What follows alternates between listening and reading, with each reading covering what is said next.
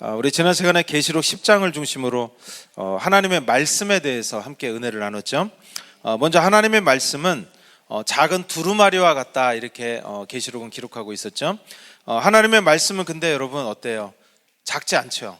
하나님의 말씀은 결코 작지 않습니다. 너무도 크고 강력해서 아무도 거역할 수 없는 위엄과 하나님의 말씀은 권위를 가지고 있습니다. 그럼에도 불구하고 하나님의 말씀을 이 작은 두루마리라고 이렇게 표현한 것에는 특별한 의미가 있다고 말씀드렸죠. 하나님의 말씀은 너무도 크지만 우리의 입에 맞게 또 먹을 수 있게 작게 쪼개서 우리의 눈높이에 맞춰서 말씀하시는 그런 내용을 담고 있다고 말씀드렸습니다. 그래서 작은 두루마리라는 의미가 참 저에게 큰 은혜가 되죠. 하나님의 음성은 여러분과 결코 멀리 떨어져 있지 않습니다. 여러분들의 가장 가까운 곳에 하나님의 말씀과 마음이 계속 머물고 있다라는 것을 우리가 꼭 기억하시고 위로받으시는 은혜가 있기를 바랍니다. 또 하나님의 말씀의 특징 중에 하나가 쓴맛과 단맛이 있다 그랬죠? 두 가지의 맛이 하나님의 말씀에 있다. 하나님의 말씀이 쓰다는 것은 진리의 말씀을 우리가 마주할 때 느끼게 되는 그런 통증을 의미한다라고 말씀드렸습니다. 하나님의 말씀을 먹으면 먼저 우리 안에 몸부림과 갈등이 시작이 되게 됩니다. 하나님의 말씀은 우리의 육적인 욕심을 모두 내려놓고 포기해라 라는 것을 요구하기 때문에 그렇죠. 믿음 생활하면서 말씀이 쓰지 않다면 그것은 무언가 잘못하고 있는 것입니다. 말씀을 제대로 받고 먹으면 반드시 우리 배에 그 말씀이 쓰게 되어 있기 때문에 그렇습니다. 하나님의 말씀은 검과 같다고 그러죠. 우리의 혼과 육과 골수를 쪼갠다고 그랬습니다. 우리가 영적인지 아니면은 육적인지를 하나님의 말씀을 보면 명확하게 구분이 됩니다. 그래서 하나님의 말씀을 우리가 제대로 먹으면 겸손히 하나님 앞에 엎드리게 되고 울부짖으면서 자신의 것들을, 육의 것들을 통곡하고 회개하게 된다고 하는 것입니다. 하지만 하나님의 말씀은 이렇게 쓴맛만 있는 것이 아니라 달콤한 단맛도 있다고 말씀드렸죠. 단맛은 하나님의 인격과 하나님의 살아계심을 아는 즐거움을 의미한다라고 말씀드렸어요. 하나님께서 말씀하신 약속이 불가능한 가운데 우리의 삶에 이루어지면 어떻게 될까요? 하나님 믿는 게 너무 좋죠. 또 하나님의 말씀이 너무 달콤하죠. 말씀만 하옵소서 제가 꿀꺽꿀꺽 삼키겠습니다, 막 이런 고백을 하잖아요. 쓸 때는 들어갔다 나왔다 들어갔다 나왔다 이렇게 하겠죠. 또한 외롭고 여러분 고독할 때, 이 고통 가운데 있을 때 하나님께서 주시는 소망의 말씀은 참 어두움에 비치는 한 줄기 빛과 같아서 우리 안에 달콤함을 줍니다. 또 주변에 나를 비난하고 조롱하는 소리로만 가득하지만 그 연약함에도 불구하고 나를 사랑하시는 하나님의 위로의 음성을 들었을 때 우리는 꿀처럼 단맛을 느끼게 되는 것입니다. 또 답을 몰라서 답답할 때 하나님의 말씀은 길을 알려주고 인도해 주죠. 그때 우리가 믿음을 가지고 그 길을 걸어갈 수 있게 됩니다. 그래서 하나님의 말씀은 우리 안에 시원함을 주고 또 달콤함을 줄 수 있다라고 말씀드렸습니다. 여러분, 우리에게는 반드시 하나님 말씀의 달콤함을 경험해야 된다라고 말씀드렸죠. 그래야 하나님 말씀을 더욱 신뢰하게 되고 하나님을 진정으로 사랑할 수 있게 된다라고 말씀드렸습니다. 사도 요한이 이제 갈급한 마음으로 하나님의 말씀을 먹었어요. 그래서 달게 먹고 배에서 써서 몸부림치면서 소화를 했습니다.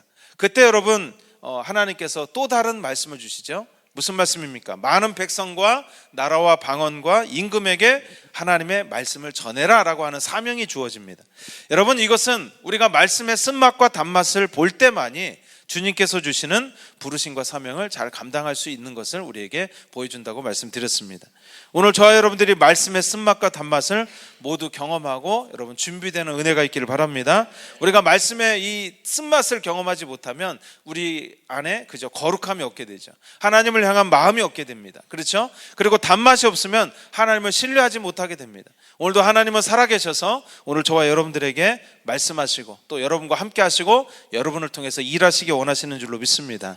그래서 여러분, 말씀의 쓴맛 단맛을 우리가 다 경험하게 될 때 비로소 부르심의 자리, 사명의 자리로 나아가게 된다라고 말씀드렸습니다. 자, 오늘은 계시록 1장 11장 1절부터 14절까지 내용을 함께 나누도록 하겠습니다. 먼저 오늘 본문 1절 읽었지만 다시 한번 읽어보겠습니다. 앞에 있습니다. 시작. 또 내게 지팡이 같은 갈대를 주며 말하기를 일어나서 하나님의 성전과 제단과 그 안에서 경배하는 자들을 측량하되. 네, 요한에게 이제 사도 요한에게 지팡이 같은 갈대가 주어지죠. 자, 이때 당시에는 여러분 길고 곧은 이 갈대로 길이를 잴 수 있는 자를 만들어서 사용했다는 기록이 있습니다. 그러므로 1절에 이 지팡이 같은 갈대가 무슨 물건이냐? 바로 이 물건이나 어떤 것을 잴 수 있는 자라는 것을 알 수가 있습니다. 요한에게 자를 주면서, 여러분 자를 줬다는 건 무슨 의미가 있어요? 뭔가를 재봐라, 뭔가를 측량해라, 이런 의미를 가지고 있죠. 여러분 무엇을 측량하라고 합니까? 먼저 하나님의 성전과 제단을 측량하라, 이렇게 말합니다. 우리가 여러분 언제 측량하죠? 건물 지을 때 여러분 측량하잖아요. 내 땅인지 아닌지 정확하게 이렇게 측량을 하죠. 또 마찬가지로 하나님의 성전과 제단을 측량한다는 말은 진정한 하나님의 성전이 어디까지인지를 잰다는 그런 말이죠. 또한 그 안에는 어떤 의미가 있냐? 또 여기 오늘 말씀을 보면 경배하는 자들을 측량하라 그랬죠. 자, 이게 무슨 말이에요? 결국 이 측량은 어떤 건물을 측량하는 게 아니죠. 그렇죠? 측량은 진정으로 하나님의 성전에 속해 있는지 아닌지를, 하나님의 자녀인지 아닌지를 그저 측량하라라는 것임을 알 수가 있습니다.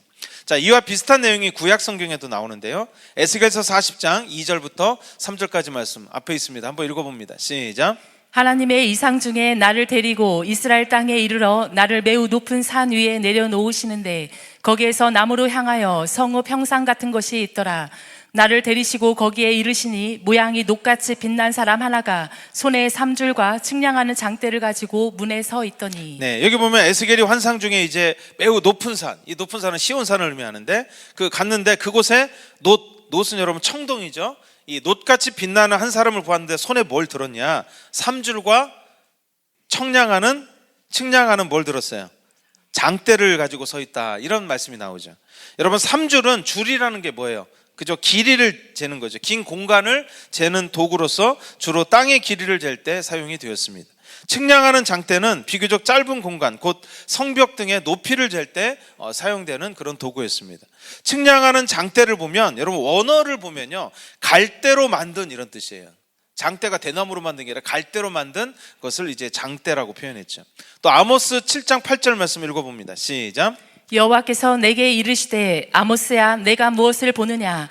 내가 대답하되 다림줄이니이다. 주께서 이르시되 내가 다림줄을 내 백성 이스라엘 가운데 두고 다시는 용서하지 아니하리니. 네, 여기 보면 이제 쉬운 말 번역본을 말씀드리면, 내가 이 다림줄로 내 백성 이스라엘을 조사하고 살펴볼 것이니 라는 그런 말입니다.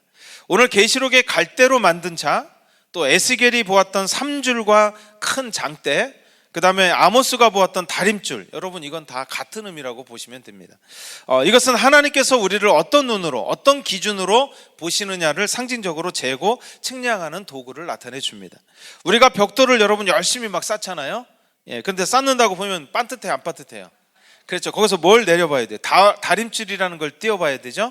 여러분 우리 그 주차장 여기 우레탄 쪽에 뒤를 보시면 굉장히 블록 쌓는 것이 참 자유형으로 쌓여져 있습니다. 그렇죠. 왜냐하면 다림줄을 안 띄우고 해서 그래요. 그렇죠. 그래서 저는 또 그 나름대로 좀 물결 같아서 그냥 이렇게 봅니다. 그리고 여러분 손으로 밀어보시면 튼튼하긴 해요. 그래서 괜찮긴 하지만 반듯하지 않죠. 그래서 벽돌을 제대로 쌓으려면 뭐 해야 돼요? 다림줄을 띄워놓고, 줄을 띄워놓고 거기 맞춰서 쌓아야 되거든요. 마찬가지로 우리의 삶과 사역 모든 것이 하나님의 눈이, 하나님의 말씀이 기준이 된다는 것을 의미하고 있습니다. 인간적으로 육신적인 눈으로 나는 참 잘했어요, 옳다고 생각해서 했는데도 여러분 하나님이 그게 아니다라고 말씀하시면 그건 잘못 쌓은 것이죠. 하나님의 눈과 하나님의 뜻이 가장 모든 것에, 올바른 것의 기준이고 표준이다라는 것을 우리에게 보여주고 있습니다. 자, 계속해서 2절 말씀을 같이 읽어봅니다. 앞에 있습니다. 시작. 성전 바깥 마당은 측량하지 말고 그냥 두라. 이것은 이방인에게 주었은즉 그들이 거룩한 성을 42달 동안 짓밟으리라. 자, 하나님께서 요한에게 이 성전 밖 마당은 측량하지 말라, 이렇게 말씀하십니다. 앞에서 말씀드린 대로 어디까지가 진짜 하나님의 성전이고 하나님의 백성인가를 말씀하고 계시는 것입니다. 여러분 이것은 우리 책 가주신 분들은 책을 보시면 거기 성막의 그림들이 있죠. 자, 성막의 구조를 떠올려 보면 쉽게 이해할 수 있습니다. 성전 밖 마당은 성막에서 지성소와 성소를 제외한 곳을 말합니다. 성막의 바깥들에는 여러분 뭐가 있냐? 두 가지가 있습니다. 번제단과 물두멍이 있죠. 번제단은 뭐 하는 곳이에요? 그렇죠. 재물을 잡아서 뿔을 자르고 각을 뜨고 또 더러운 것을 태우는 장소가 번제단이죠. 또 물두멍은 뭐예요? 씻는 곳이죠. 물로 깨끗하게. 이 두 가지는 여러분 회개를 상징적으로 나타내 주는 것입니다. 번제단과 물두멍을 통과하면 어디로 들어가죠? 그렇죠. 성소로 들어갑니다. 성소에 들어가지 못하고 성전 바깥들에 머물고 있다는 것은 회개가 또 거듭남이 제대로 되지 않았다는 것을 말하는 것이죠. 이미 이전에 말씀드려서 잘 아시겠지만 성소에는 여러분 성령님을 상징하는 여기 앞에 있죠. 7 등대와 또 기도를 상징하는 분향단이 있습니다. 그리고 말씀을 상징하는 떡상이 있습니다. 성소에서의 불은 오직 이 7 등대에서 나오는 빛만 존재한다 이렇게 말씀드렸죠. 이건 무엇을 의미합니까? 오직 성령님의 인도함을 받아서 기도하고 성령님의 계시로서 말씀을 먹고 따라가는 삶을 살아야 된다는 것을 의미하고 있습니다. 이 성막은 우리 인간의 몸을 또한 상징적으로 나타내 준다고 말씀드렸죠. 성전들은 육을 상징하고 성소는 혼을 상징하고 지성소는 우리의 영을 의미한다라고 말씀드렸습니다. 뭐 다 아시는 얘기죠. 자, 오늘 본문에 기록된 성전 바깥 마당은 우리 육으로 사는 사람들의 모습들을 나타내 준다는 걸 알 수가 있어요. 육을 죽이지 못하고 또 육의 소욕대로 살아가는 육적인 사람들이 거하는 것을 상징적으로 나타내 줍니다. 그래서 이런 상태로 있는 사람들을 오늘 성경은 뭐라고 그랬냐? 이방인이다 이렇게 얘기했어요. 여러분 이방인이 아예 교회를 안 나오거나 그 다음에 그저 하나님을 모르는 사람이 아니라는 걸 알 수 있어요. 성경에서 말하는 이방인은 바로 성소에 들어가지 못하고 성전들에 거하고 있는 사람들도 포함하고 있다는 걸 알 수가 있습니다. 이방인은 원어적인 의미로 다른 신을 섬기는 이교도들 그리고 하나님을 거역하고 반역하는 사람들이다라고 하는 의미를 가지고 있습니다. 여러분이 잘 아시다시피 성막의 출입문은 예수 그리스도를 상징적으로 의미하죠. 성막 안에 들어왔다는 것은 은혜로 교회에 들어왔다는 것을 의미합니다. 하지만 여러분 그것으로 끝이 아니죠. 번제단과 물두멍을 지나면서 성소와 지성소를 향해서 우리는 계속 들어가야 되는 것입니다. 그런데 번제단과 물두멍을 통과하지 않고 계속해서 그 자리에 머물러 있는 사람들은 아직 육으로 사는 사람들이고 자신의 욕심으로 살아가는 사람들이라는 것입니다. 또한 번제단에서 그들의 뿔과 더러움을 제거하고 태우지 않았기 때문에 그들의 마음과 중심에는 사실 하나님이 아닌 다른 신을 섬기고 있게 된다고 하는 것입니다. 그래서 이들이 하는 역할이 있어요. 이들이 그럼 무슨 역할을 할까요? 2절 하반절을 한번 보십시오. 거룩한 성을 42달 동안 짓밟는 역할을 한다. 여기서 거룩한 성은 뭐예요? 하나님의 성이죠. 하나님의 교회고 하나님의 나라를 의미합니다. 하나님의 성전을 더럽히고 방해하고 핍박하는 역할을 하게 된다는 거예요. 교회가 더럽혀지고 밟히는 것은 하나님을 전혀 모르는 불신자들보다 하나님을 믿는다고 하지만 여러분 육을 죽이지 못한 사람들로부터 성전들을 벗어나지 못한 사람들로부터 공격과 핍박을 받게 되는 것을 의미하고 있습니다. 여러분 교회가 왜 힘듭니까? 여러분 외부 사람 때문에 힘든 거 아니죠? 그렇죠. 바로 세상 사람들 때문에 힘든 게 아니에요. 바로 교회 안에 아직 자신의 육을 죽이지 못하고 자신의 뿔을 자르지 못한 사람들 때문에 교회가 핍박을 받고 힘들게 되는 것입니다. 어제도 제가 이제 저녁에 잠깐 자전거 타러 이제 나가려다가 어떤 분을 거기서 참 많은 사람을 만나요. 그래서 어떤 사람이 만나서 또 저를 붙잡고 또 목사님이라면서 다 막 질문을 하고 해서 제가 1시간 반 동안 붙잡혀 있었어요. 요즘에 제 안에 사랑을 많이 부어주셔서 예전 같으면 제가 바빠서요 그러고 했을 텐데 그냥 좀 여러 가지 얘기를 제가 보니까 뭐 교회도 좀 설렁설렁 다니시는 것 같고 그래서 아무튼 별 얘기를 다 했어요. 다 하면서 그럼에도 불구하고 그들이요 저를 참 많이 존중해줘요. 목사님이기 때문에. 그래서 존중하고 하는 걸 보면서 교회 안 믿는 사람들도 목사님들은 존중을 해주잖아요. 근데 목사님 멱살 잡는 거 보면요 세상 사람이 아니더라고요. 그렇죠. 교회에서 여러분 성전들에 거하는 사람이 아닌가 이런 생각을 좀 해보았습니다. 여러분 어둠의 영들이 누구를 도구로 이용합니까? 육을 죽이지 못한 신자들을 이용해서 끊임없이 교회를 분열시키고 짓밟으려고 한다는 것을 알 수 있습니다. 그런 의미에서 교회에 여러분 등록카드를 적어낸 것으로 절대 끝이 아니라는 것을 알아야 됩니다. 그것은 과정이고 시작이다라는 것을 우리가 알 수가 있습니다. 교회에 들어왔으면 그럼 반드시 번제단과 물두멍을 거쳐서 성소와 지성소로 들어가야 될 줄로 믿습니다. 항상 육의 소욕을 죽이고 성령님의 인도함을 받는 삶을 살아야 된다는 것을 오늘 본문은 우리에게 말해주고 있습니다. 오늘 저와 여러분들이 번제단과 물두멍을 통과하게 되기를 원합니다. 그리고 성소와 지성소로 들어갈 수 있게 되기를 원합니다. 자, 계속해서 오늘 보면 3절 5절 말씀, 3절에서 5절까지 말씀 읽어봅니다. 시작. 내가 나의 두 증인에게 권세를 주리니 그들이 굵은 베옷을 입고 1260일을 예언하리라. 그들은 이 땅에 주 앞에 서 있는 두 감람나무와 두 촛대니 만일 누구든지 그들을 해하고자 하면 그들의 입에서 불이 나와서 그들의 원수를 삼켜버릴 것이요 누구든지 그들을 해하고자 하면 반드시 그와 같이 죽임을 당하리라. 자, 이 기간 동안 이게 무슨 말이에요? 성전 밖에 거하는 사람들이 너무 많죠. 그러니까 하나님이 그들을 그냥 방치하시는 게 아니에요. 그들을 위해서 하나님은 조치를 취하신다라는 것이 오늘 3절에서 5절에 나와 있습니다. 어떤 조치를 취합니까? 이 기간 동안 하늘의 권세를 받은 두 증인이 굵은 베옷을 입고 1260일을 예언하게 한다, 이렇게 기록하고 있습니다. 권세를 받았다는 것은 하나님으로부터 특별한 사명을 받았다는 거예요. 요즘 말로 하나님의 특사라는 얘기죠. 그러니까 그만큼 지금 이 사람들은 누구를 위한 사람이냐? 성전뜰에 있는 사람들이에요. 그렇죠? 세상 사람들을 포함해서 아직 거듭나서 정말 이 번제단과 물두멍을 거쳐서 성소에 들어가지 못한 사람들을 위해서 우리 하나님께서는 특별하게 누구를 보여요? 특사를 보내죠. 그래서 여러분 그 특사가 바로 두 증인이다라는 걸 알 수가 있습니다. 계시록 10장에 힘센 천사와 같이 굉장히 중요한 임무와 역할을 받았습니다. 이 두 증인의 여러분 이 두 증인을 보십시오. 어떤 옷을 입고 있습니까? 옷은 그 사람의 신분을 나타내 준다고 그랬죠? 자, 어떤 옷을 입고 있어요? 굵은 베옷을 입고 있다. 여러분, 베옷은 바로 여러분 누가 죽었을 때 입는 옷이거든요. 그래서 이 베옷은 무엇을 상징하냐? 바로 애곡하는 것을 상징적으로 나타내 줍니다. 즉 회개와 애곡을 나타내 주는 옷이 바로 이 굵은 베옷입니다. 두 증인의 사명은 사람들로 하여금 하나님 말씀에 비추어서 자신을 돌아보고 또 통곡하고 애곡하고 회개하고 돌이키도록 그런 사명을 받았다라는 것을 알 수가 있습니다. 또한 그들이 뭐예요? 예언하죠. 예언한다는 의미는 하나님의 마음에 있는 말씀을 그대로 받아서 전하는 선지자적인 모습을 가지고 있다는 것을 보여줍니다. 또한 4절 말씀을 보면 그들이 누구인지를 설명하고 있죠. 자, 한번 보십시오. 주 앞에 서 있는 두 감람나무와 두 촛대다, 이렇게 설명하고 있죠. 주님 앞에 서 있다는 말은 주님보다 뛰어나다는 의미가 아닙니다. 여러분 잘 아시다시피 두 증인이 주님보다 먼저 이 땅에 오게 된다는 것을 의미하고 있습니다. 여러분 왜 주님보다 두 증인이 이 땅에 먼저 오게 됩니까? 주님의 오심을 잘 준비하고 예비하게 하기 위함인 것이죠. 또한 두 감람나무, 두 촛대는 모두 다 기름과 관련이 있습니다. 감람나무는 어떤 나무를 감람나무라고 그래요? 올리브나무죠. 올리브나무를 의미하죠. 올리브나무에서 뭐가 나와요? 기름이 나오죠. 예, 이 촛대는 기름이 있어야 불이 밝혀집니다. 성경에서 기름은 성령님을 상징적으로 의미한다는 거 다 아실 것입니다. 결론적으로 이 두 증인은 성령님의 기름 부으심으로 충만해서 하나님의 마음을 이 땅에 전하고 어두운 세상에 빛을 나타내서 주님의 오심을 예비하고 준비시키는 사명을 가지고 있다는 것을 알 수가 있습니다.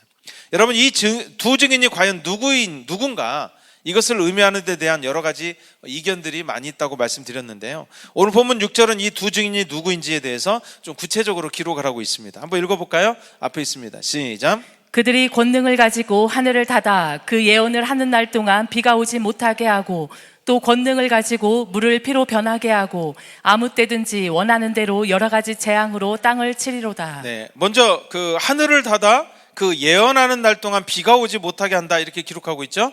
여러분 다 아시잖아요. 누구죠? 그렇죠. 엘리야가 행한 기적을 기록하고 있습니다. 또 권능을 가지고 물을 피로 변하게 하고 여러 가지 재앙으로 땅을 친다라고 기록하고 있죠. 누구죠? 모세죠. 모세가 행한 기적을, 애굽에 행했던 그런 기적을 의미합니다. 결국 두 증인은 바로 모세와 엘리야를 의미한다는 것을 오늘 계시록은 우리에게 말해주고 있습니다. 이와 관련해서 여러분 누가복음 말씀을 한번 같이 읽어볼까요? 누가복음 1장 15절에 17절 말씀 읽어봅니다. 시작. 이는 그가 주 앞에 큰 자가 되며 포도주나 독한 술을 마시지 아니하며 모태로부터 성령의 충만함을 받아 이스라엘 자손을 주 곧 그들의 하나님께로 많이 돌아오게 하겠습니다. 그가 또 엘리야의 심령과 능력으로 주 앞에 먼저 와서 아버지의 마음을 자식에게 거스르는 자를 의인의 슬기에 돌아오게 하고 주를 위하여 세운 백성을 준비하리라. 네, 누가복음 말씀은 천사가 이 세례 요한의 아버지 사가랴에게 전해준 예언의 내용입니다. 앞으로 이제 너에게 아들이 있을 것인데 그 아들이 이런 역할을 할 것이다라고 이제 예언해주는 내용이죠. 세례 요한은 모태로부터 성령의 충만함을 받았던 사람이었습니다. 계시록에 여러분 감람나무, 기름에 해당되죠. 또한 17절에 보시면 주 앞에 먼저 와서라는 말씀을 기록하고 있습니다. 그렇죠? 이것도 역시 두 증인과 그 주 앞에 온다는 것과 일치한다는 걸 알 수가 있죠. 또한 엘리야와 같은 심령과 능력으로 이 사명을 감당하게 될 것이다 라고 예언하고 있습니다. 엘리야의 심령과 뭐로요? 엘리야의 심령과 능력으로. 여기서 엘리야의 심령은 무엇을 얘기할까요? 엘리야에게 부어졌던 하나님의 마음으로, 또 그 다음에 엘리야에게 있었던 성령의 기름 부음과 능력으로 이 사명을 감당하게 될 거다라고 예언하고 있는 것입니다. 이것을 통해서 우리는 무엇을 알 수 있습니까? 두 증인은 여러분 꼭 모세와 엘리야 두 사람만을 특정해서 의미하는 것이 아니라는 걸 알 수 있죠.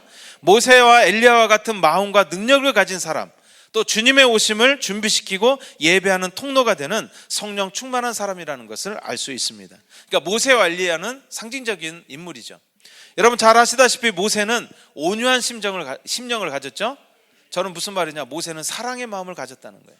온유하다는 것은 여러분 사랑의 열매죠. 그래서 사랑하는 마음을, 하나님께로부터 사랑의 마음을 받아서 이제 그 마음이 사랑으로 채워진 사람이에요. 그리고 여러분 초자연적인 기적으로 끝까지 이스라엘 백성들을 가나안 땅으로 잘 인도했죠. 또한 엘리야도 초자연적인 기적과 능력으로 바알 선지자를 물리치면서 참 하나님이 누구이신지를 증거하는 그런 통로가 되었습니다. 지금도 하나님은 이 모세와 엘리야와 같은 두 증인을 끊임없이 이 땅에 보내고 계십니다. 주님의 다시 오심을 준비하고 예배하게 하기 위해서인 것입니다. 딱 두 가지가 필요하죠. 두 증인에게 뭐가 필요하죠? 왜 두 증인입니까? 바로 사랑과 권능이 필요하기 때문에 그래요. 하나님은 인간들을 포기하지 않으시고 여전히 사랑하십니다. 성전 뜰에 거하는 사람도 포기하지 않으셨죠. 그리고 아직 이 예수님의 문으로 들어오지 않은 사람들도 하나님은 포기하지 않으셨습니다. 그래서 두 증인은 비록 죄 가운데 있을지라도 여전히 포기하지 않으시고 끝까지 사랑하시는 하나님의 마음에서 출발되었음을 우리가 오늘 본문을 통해서 발견할 수 있습니다. 그런 의미에서 두 증인은 어떤 사람이 될 수도 있지만 성령님의 충만한 특별한 교회가 될 수도 있습니다. 그렇죠? 또 여러분들이 하나님의 사랑을 충분히 받고 그것을 마음에 받았다면 이 시대의 두 증인의 통로가 또한 될 수 있다는 것을 알 수 있습니다. 우리 교회가 하나님의 마음과 사랑으로 채워지고 하나님의 능력의 통로가 될 때 두 증인의 교회가 될 수 있는 것입니다. 두 증인에게 필요한 것은 딱 두 가지예요. 뭐라고요? 사랑과 권능입니다. 그래서 여러분 이 주님이 오시기 전에 이 마지막 때가 가까울수록 여러분 하나님은 이 두 증인의 기름 부으심을 풀어주실 거예요. 모세에게 있었던 정말 온유한 사랑, 그 사랑의 마음이 강력하게 우리에게 필요합니다. 또한 그것 못지않게 뭐가 필요해요? 엘리야에게 있었던 권능이 필요한 거예요. 초자연적인 기적과 능력들이 필요하다고 하는 것입니다. 그래서 마지막 때에 여러분 그 추수가 있기 전에 가장 강력한 이곳에 부흥이 온다. 부흥의 기름 부심이 뭐냐? 저는 두 증인의 기름 부심이라고 말씀드리고 싶습니다. 바로 강력한 사랑이 우리 안에 부어져야 돼요. 사랑할 수 있고 사랑으로 채워지는 그 기름 부심이 필요합니다. 또 두 번째로 초자연적인 능력이 필요하죠. 이 땅에서 우리가 전혀 보지 못했던 초자연적인 능력들이 이제 마지막 때에 부어지게 될 것입니다. 그것이 바로 뭐냐? 바로 두 증인의 기름 부심이라고 하는 것입니다. 오늘 저와 여러분들이 우리 교회가 이 땅에 하나님의 마음과 그렇죠 사랑의 통로가 될 수 있기를 바랍니다. 또 권능의 통로가 되어서 많은 기적들이 일어나고 그렇죠 이제 뭐예요? 죽은 자들도 살아날 수 있는 그런 권능의 통로가 되기를 주님의 이름으로 간절히 축원합니다. 자, 오늘 보면 7절과 10절을 같이 읽겠습니다. 앞에 있습니다. 시작. 그들이 그 증언을 마칠 때에 무적행으로부터 올라오는 짐승이 그들과 더불어 전쟁을 일으켜 그들을 이기고 그들을 죽일 터인즉 10절 말씀이요. 이 두 선지자가 땅에 사는 자들을 괴롭게 한 고로 땅에 사는 자들이 그들의 죽음을 즐거워하고 기뻐하여 서로 예물을 보내리라 하더라. 네, 7절 말씀은 그들이 그 증언을 마칠 때라는 말로 시작합니다.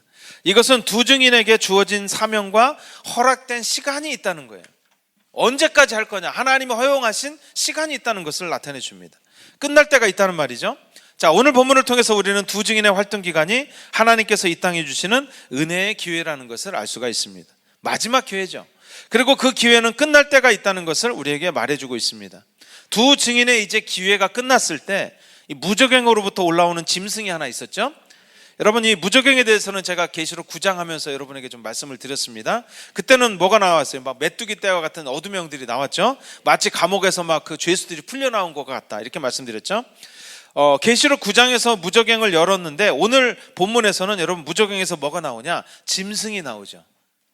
이 짐승에 대해서는 여러분 계시록 13장에서 제가 자세히 좀 나누도록 하겠습니다. 결론부터 말씀드리면 이 짐승은 바로 적그리스도를 의미하는 것입니다. 적그리스도라는 말은 말 그대로 그리스도를 대적하게 한다라는 의미입니다. 여러분 적그리스도는 그리스도를 대적하게 하는 영을 의미하는 것입니다. 하나님의 말씀에 반대하고 신뢰하지 못하게 하는 모든 종교와 사상, 사람들 가운데 역사하는 영이 바로 적그리스도입니다. 이 적그리스도의 영이 두 증인을 죽이게 된다고 오늘 계시록은 말하고 있죠. 마지막 때에 많은 주님의 증인들과 선지자들이 여러분 실제로 순교하게 될 것입니다. 옛날 같으면 여러분 순교가 많았잖아요. 근데 여러분 인권이 요즘 참 보장되잖아요. 또 개인의 막 존엄성이 막 높여지고 있잖아요. 이 뭐 순교가 일어나겠나 이렇게 생각하지만 여러분 저도 그런 생각을 많이 하고 있었거든요. 그런데 여러분 예전에 여러분 무슬림을 통해서 학살이 있었죠. 또 실제로 목을 베어지는 참수도 막 행해지는 것을 우리가 보았습니다. 그래서 이런 일들이 실제로 지금도 또 앞으로 계시록의 말씀처럼 이루어질 수도 있겠구나라는 생각을 제가 다시 한번 하게 되었습니다. 여러분 이슬람이 바로 그리스도를 대적하게 하는 적그리스도의 영이기 때문에 그렇습니다. 10절에 보면 이 두 증인이 땅에 사는 자들을 괴롭게 하였다 이렇게 고백하고 있죠. 여러분 이 어둠은 뭘 싫어하냐? 사랑을 너무 싫어해요. 그렇죠? 미움을 좋아하고 분열을 좋아하고 원망을 좋아하죠. 그 다음에 또 이 어둠 영들이 뭘 싫어해요? 하나님의 권능이 풀어지고 사람들이 하나님을 의지하고 그렇죠? 그런 걸 싫어하죠.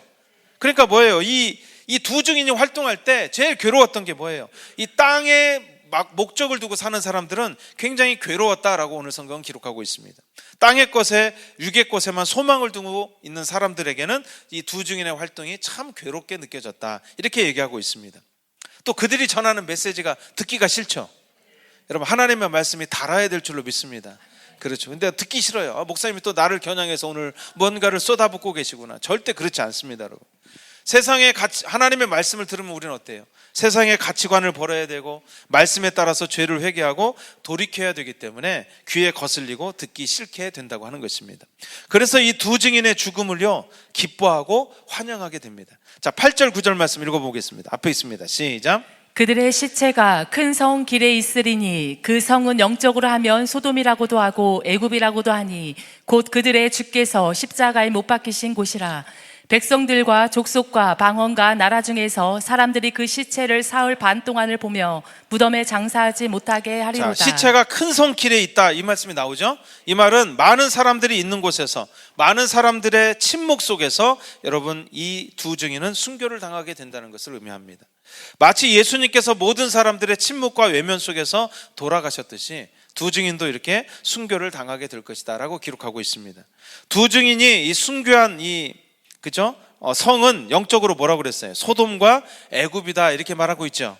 소돔은 교만함과 식물의 풍성함으로 가득했던 도시였습니다. 그래서 하나님이 없는 교만하면 여러분 소돔이죠. 또 여러분 애굽은 어떻습니까? 모세에 의해서 하나님의 뜻을 전달했음에도 불구하고 끝까지 대적하고 저항했던 나라를 상징적으로 나타내 줍니다. 여러분 적그리스도의 영이 역사할 수 있는 그 배경을 얘기하는 거예요. 우리 안에 고난이 있는 게 참 축복이라고 제가 참 많이 말씀드렸죠. 물론 고난이 있으면 인상이 안 좋아져요. 그리고 좀 인상이 웃지 못하고 찌푸리게 되죠. 하지만 여러분 우리가 겸손한 마음을 가지게 하고 하나님께 나오게 합니다. 그래서 이 소돔이라는 것은 풍성함, 우리 육적인 그 안위하고 안주하는 모습들을 나타내주죠. 그것들이 결국 하나님의 말씀을 거부하게 만든다는 거예요. 또 애굽은 뭐예요? 하나님이 계속 지속적으로 말씀해도 마음에 다른 욕심이 있기 때문에 그 자기의 가장 위에 신이 바로 그저 세상의 신이기 때문에 물질의 신이기 때문에 하나님의 말씀을 끝까지 듣지 않는 대적함을 나타내 주는 것입니다. 그리고 또한 이곳이 뭐라고 그러냐? 예수님께서 십자가에 못 박히신 곳이다 이렇게 말씀하고 있어요. 그러니까 여러분 소돔, 애국, 십자가에서 못 박히신 곳 골고다 언덕이죠. 이 세 곳이 바로 동일한 곳이다 이 말이에요. 영적으로. 여러분 예수님도 육적인 대제사장과 바리새인들과 서기관들에게 돌이키고 회개할 것을 외치셨죠. 하지만 그들은 돌이키지 않았고 결국 예수님은 십자가에 못 박혀 돌아가시게 되었습니다. 이러한 일들이 여러분 과거의 역사적인 사건으로 성경에 기록된 옛날 얘기로 끝나는 것이 아니라 마지막 때에도 계속해서 반복적으로 일어나게 될 거라는 것입니다. 마지막 때에 소돔이 계속 나올 것이고요. 애굽이 계속 나올 것이고요. 그 다음에 십자가의 골고다 언덕이 계속 나타나게 될 것이라는 거죠. 자, 9절을 말씀해 보시면 백성들과 족속과 방언과 나라 중에서 사람들이 그 시체를 본다 이렇게 기록하고 있죠. 이것은 무슨 말이에요? 이러한 핍박이 어느 한 나라에만, 지역에만 여러분 일어나는 게 아니라 진리가 선포되고 하나님의 능력이 임하는 곳이면, 두 증인이 활동하는 곳이면 어디에나 일어나게 될 것이다 라는 것입니다. 시체를 장사 지내지 못하게 한다라고 오늘 성경은 또 기록하고 있죠. 이게 무슨 말이에요? 예수님께서 십자가에서 당하셨던 것처럼 최대의 수치와 모욕을 당할 수 있게 된다라는 것을 의미합니다. 자, 오늘 보면 11절 12절 말씀 같이 읽어봅니다. 앞에 있습니다. 시작. 3일 반 후에 하나님께로부터 생기가 그들 속에 들어가매 그들이 발로 일어서니 구경하는 자들이 크게 두려워하더라. 하늘로부터 큰 음성이 있어 이리로 올라오라 함을 그들이 듣고 구름을 타고 하늘로 올라가니 그들의 원수들도 구경하더라. 네, 이렇게 여러분 두 증인이 죽는 것으로 끝났으면 의미가 없죠. 악이 승리한 것처럼 보입니다. 하지만 3일 반 후에 두 증인에게 하나님의 생기가 들어갑니다. 그렇죠? 하나님의 생기가 막 들어가요. 그러면 어떻게 되죠? 죽음을 이기고 다시 부활해서 살아나게 되는 것입니다. 그리고 구름을 타고 하늘로 올라가게 되었습니다. 여러분 어디서 많이 보던 장면 아닌가요? 그렇죠. 예수님께서 십자가에서 돌아가시고, 그렇죠? 3일 동안 무덤에 계시다가, 그렇죠. 어떻게 했죠? 3일 만에 부활하시죠? 그리고 어때요? 오신 모습 그대로 다시 부활하시죠. 두 증인의 삶이 예수님과 똑같다는 걸 알 수 있습니다. 예수님께서도 십자가에 돌아가셨고 3일 만에 부활하셨고 하늘로 승천하셨습니다. 여러분 이것들이 바로 하나님을 제대로 믿는 사람들의 앞으로의 모습들을 저는 상징적으로 나타내 준다고 말씀드리고 싶습니다. 여기 3일 반은 악이 승리한 것처럼 보이는 시간입니다. 믿음의 사람들에게는 참 힘들고 인내와 기다림의 시간입니다. 또한 이 기간은 육의 눈으로 보면 진리가 패배를 당한 것처럼 보이는 시간이기도 합니다. 하지만 결코 악이 승리함으로 끝나지 않는다라는 것을 오늘 본문을 또한 우리에게 보여주고 있습니다. 오늘 본문은 두 증인이 이 땅에 주시는 마지막 기회라는 것을 우리에게 말해주고 있습니다. 앞에서도 말씀드렸지만 기회는 끝나는 때가 있다는 것을 전제로 하는 거죠. 모든 것에 기회가 있고 모든 것에 때가 있습니다. 회개할 수 있는 것도 저도 기회가 있는 것 같아요. 그렇죠? 지금의 시간도 여러분에게 주시는 저는 기회라고 생각합니다. 여러분 주변에 여러분을 힘들게 하는 상황, 또 힘들게 하는 사람은 여러분이 빨리 하나님의 사랑의 마음, 두 증인의 이 기름 부심을 준비할 수 있는 기회를 주고 계시는 거예요. 또 우리가 그 기회를 잃어버린다면 여러분 우리들은 결코 여러분 그런 통로가 되지 못하게 될 것입니다. 여러분들에게 주시는 기회가 헛되이 지나가지 않게 되기를 원하고, 오늘 여러분 예배가 마지막 내가 드리는 예배라고 생각하시고, 또 오늘 하루가 내가 마지막 살아가는 하루라고 생각하시고, 하루하루 매일 신선한 기름 부심을 사모하면서 나아가는 오늘 저와 여러분이 되기를 원합니다. 자, 오늘 마지막 때 주님이 오시기 전에 하나님의 마음을 전달하고 기회의 통로가 되는 두 증인에 대해서 우리가 함께 나눴죠. 자, 오늘 말씀을 준비하면서 이렇게 강팍한 마음을 가지고 받아들이지 않고 핍박하는 사람들에게 포기하지 않고 하나님의 사랑을 전달할 수 있는 마음을 우리는 과연 가질 수 있을까? 어떻게 그런 마음을 가질 수 있을까라는 그런 의문에 대해서 제가 좀 묵상을 좀 했습니다. 그러면서 깨닫게 되는 것이 이러한 두 증인의 통로가 되려면 한 가지 마음이 필요하다는 것을 깨닫게 되었습니다. 그것은 바로 부모의 마음이라고 하는 것이죠. 아비의 마음이 필요하다는 것을 깨닫게 되었습니다. 이 땅에서 조건 없이 사랑을 주고 주는 것만으로 기뻐할 수 있는 유일한 인간관계가 뭐냐? 바로 부모와 자식과의 관계인 것입니다. 물론 그렇지 않은 분들도 몇 분 있어요. 그렇지 않은 그 부모도 있지만 거의 대부분 부모들은 이런 마음을 저는 있다고 생각합니다. 포기하지 않고 끝까지 지속적으로 사랑을 주고 나타낼 수 있는 유일한 방법은 바로 아버지의 마음을, 아비의 마음을, 부모의 마음을 가질 때라는 것을 깨닫게 되었습니다. 모세와 엘리야도 여러분 두 증인도 모두 영적인 아비들이었습니다. 여러분 모세는 세상을 떠나면서 다음 세대인 그 영적인 아들 여호수아를 세우게 되죠. 그리고 엘리야 역시 하늘로 승천하기 전에 영적인 아들인 엘리사를 세우게 됩니다. 여러분 잘 아시다시피 말라기서에 이렇게 기록하고 있죠. 말라기 4장 5절에서 6절 말씀 잘 아시는 말씀인데요. 같이 읽어봅니다. 시작. 보라, 여호와의 크고 두려운 날이 이르기 전에 내가 선지자 엘리야를 너희에게 보내리니 그가 아버지의 마음을 자녀에게로 돌이키게 하고 자녀들의 마음을 그들의 아버지에게로 돌이키게 하리라. 돌이키지 아니하면 두렵건대 내가 와서 저주로 그 땅을 칠까 하노라 하시니라. 예, 여호와의 크고 두려운 날은 뭘 얘기하죠? 마지막 때를 의미하는 것입니다. 마지막 때가 이르기 전에 선지자 엘리야를 보내시겠다 이렇게 말씀하고 있죠. 여기 선지자 엘리야는 누구를 의미할까요? 이제 배웠잖아요. 오늘 본문 계시록의 두 증인을 의미하는 것입니다. 두 증인의 역할이 무엇입니까? 아비의 마음을, 자녀의 마음을 돌이키게 하는 것입니다. 이것은 잃어버린 아버지를 찾게 해준다는 것을 의미하고 있는 것입니다. 잃어버린 아버지를 누가 찾아줄 수 있습니까? 영적인 아비들만이 잃어버린 아버지를 찾아줄 수 있는 것입니다. 영적인 아비들만이 그 사람을 포기하지 않을 수 있어요. 끝까지 하나님의 마음과 하나님의 사랑을 전달할 수 있고 진정으로 아버지의 마음을 찾아줄 수 있게 되는 것입니다. 진정한 아버지를 회복하지 못하면 우리는 마지막 때를 준비하지 못하게 될 것입니다. 그래서 하나님 아버지의 사랑과 마음을 받은 아비의 세대가 지금 세워져야 하는 것입니다. 모세와 엘리야는 아비 세대의 저는 상징적인 인물이라고 말씀드리고 싶습니다. 또한 마지막 때에 세워지는 아비의 세대가 바로 오늘 본문에 우리가 나누고 있는 두 증인이라는 것을 우리가 알 수가 있습니다. 수많은 사람들이 자신의 삶에서 일어난 상처와 또 쓴뿌리로 인해서 끊임없이 하나님의 사랑을 거부하고 대적하는 자녀들의 마음을 돌이킬 수 있는 유일한 방법은 아버지의 마음, 아버지의 사랑이 그에게 부어지는 것입니다. 하나님께서 그런 마음을 가진 우리에게 값없이 사랑을 부으시고 회복의 통로로 사용하기를 원하신다는 것을 알 수가 있습니다. 그래서 여러분, 우리 마지막 때 우리는 두 가지를 계속 추구해야 돼요. 우리가 부흥을 준비한다는 것은 여러분 딱 두 가지를 준비한다는 거예요. 먼저 첫 번째 뭘 준비할까요? 그렇죠. 하나님의 사랑을 준비하는 거예요. 내 안에 사랑으로 채우고 채워서. 그래서 하나님은 여러분에게 사랑할 수 있는 기회를 많이 주시죠. 여러분, 나에게 너무 잘하고 막 존중해주고 높여주는 사람을 사랑하는 것은 그건 사랑이 아니에요. 그것도 사랑이긴 하죠. 근데 하나님이 원하시는 사랑은 뭐냐? 원수를 사랑하는 거예요.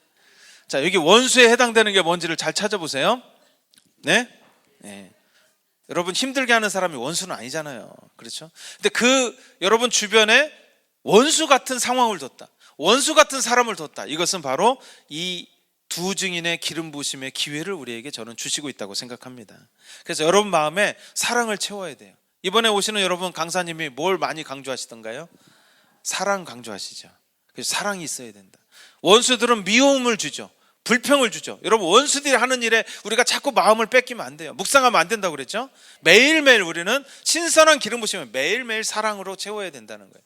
저는 신선한 기름은 바로 사랑의 기름이라고 생각합니다.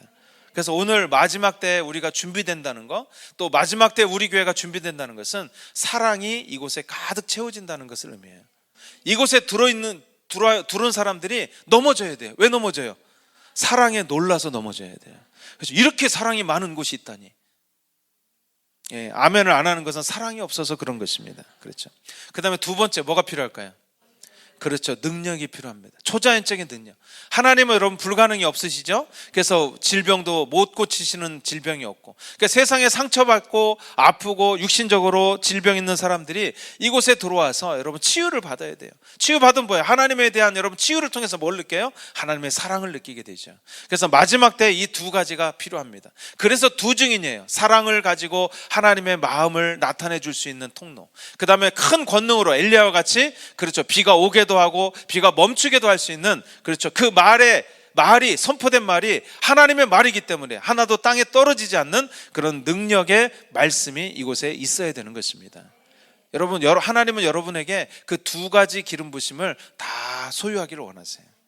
그렇죠. 그래서 여러분들이 오늘 사랑을 가르쳐 줄 수 있는 환경을 저는 많이 주신다고 생각합니다. 저도 그렇게 많이 주시는 것 같아요. 그래서 많이 바뀌려고 노력은 하고 있는데 여러분 쉽지는 않더라고요. 그래도 여러분들이 노력하셔야 돼요. 그리고 노력이라는 건 뭐예요? 성령님을 자꾸 구하는 거죠. 사랑의 마음을 달라고 기도하는 거죠. 저도 참 하나님께 많이 구했습니다. 예수님의 눈으로 교체 좀 해주세요. 이 눈을 빼주고 예수님의 눈으로 좀 고쳐주세요. 왜냐하면 우리 눈을 딱 보는 순간 평가가 다 끝나거든요. 0.1초 만에 저 사람 판단이 다 돼버려요. 그러니까 이게 죄를 자꾸 짓는 거예요. 그래서 이 눈을 좀 뽑아서 예수님의 눈을 여기다 좀 박아주셨으면 좋겠다. 제가 참 기도를 많이 했습니다. 그렇죠. 여러분들도 이런 몸부림이 좀 필요하다는 거예요. 내 안에 주님 사랑을 주십시오. 더 큰 하나님의 마음을 나타낼 수 있는 은총을 저에게 허락해 주십시오.